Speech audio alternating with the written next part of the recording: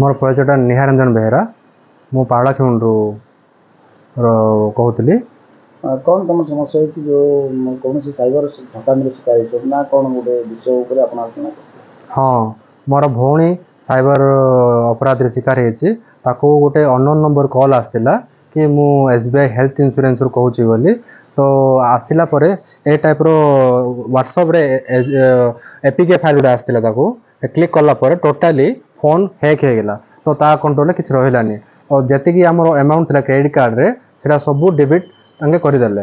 तापर जी अमाउंट था से दिन ठू आम पूरा चिंतित अच्छु आम। तो तांके बारंबार फोन करुँच आउ पुलिस भी धमक देखा कि थाना एफआईआर दबू घर को पठेबू ये बारंबार पठे आमको डराउं। तो आम से बहुत चिंतित अच्छु। तो से आम थाना कंप्लेन देलु। हाँ तो थाना कंप्लेन देचु आम। तो सेटा को पुलिस ततरख करुँच सेटा। तो जिते शीघ्र हो पार्टी केसटा सल्व होला आम खुशी हबू।